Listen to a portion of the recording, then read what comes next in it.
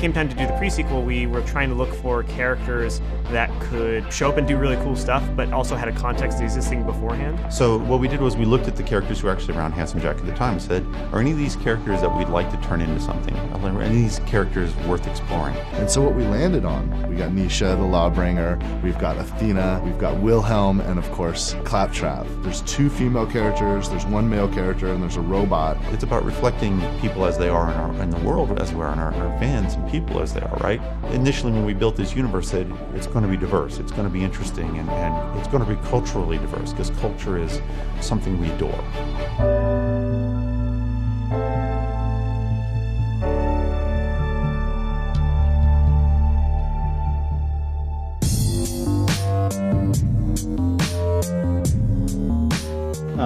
I got some feedback from Zach on the Sugar Wraths and how we're going to have the Wrathids attack the player, so I'm going to try out a couple of suggestions that he made, including giving them a lightning tether. It could be funny, so I'm going to try it.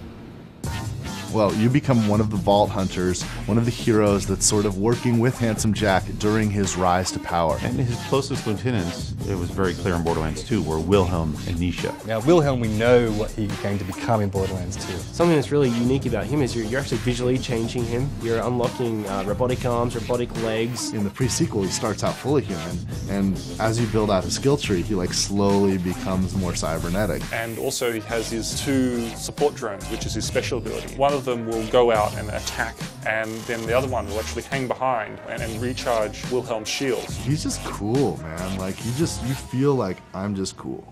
And then we've got Nisha, who's the gunslinger. So she's like sort of Wild West. Everybody loved Nisha. She was this character that we all regret killing off.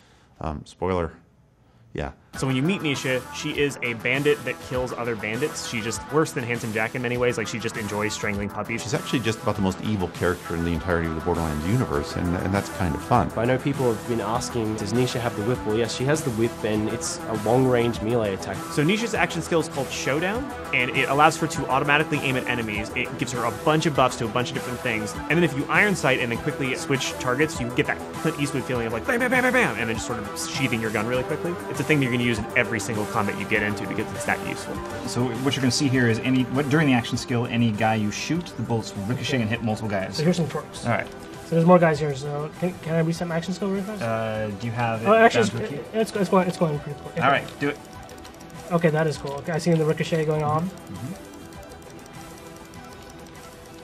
Oh, that is cool. That Torque Queen did not survive that at all.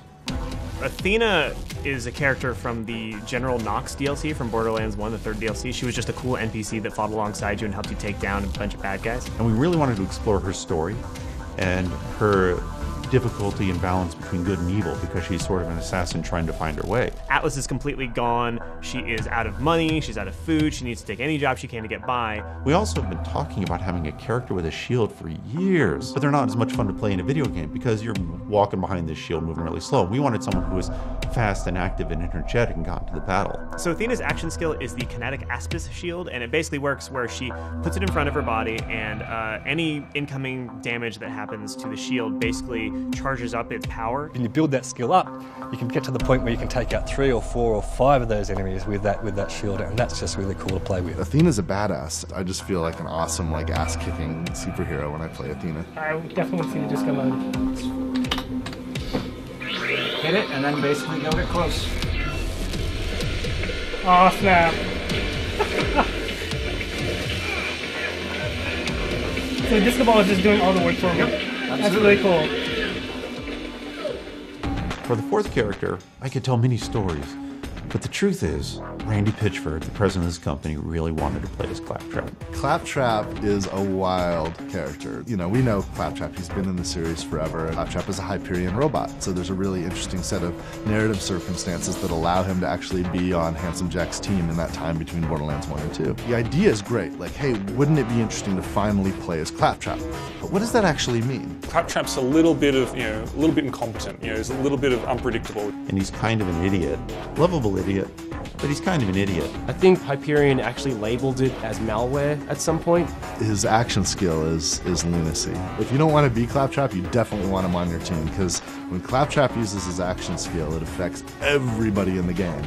and oftentimes for good, but sometimes just weird stuff happens, just goofball stuff, and the whole gameplay changes. People are kind of telling the story of their experience of playing it as Claptrap, and everyone's going to have a completely different story to tell. Oh, yeah, baby, come on!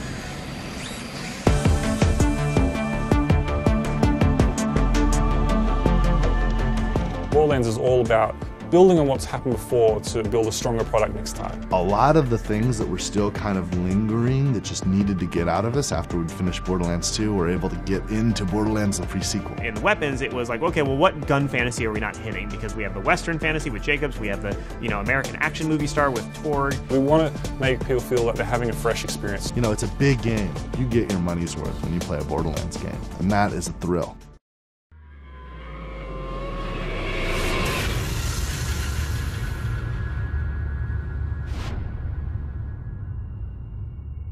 You coming?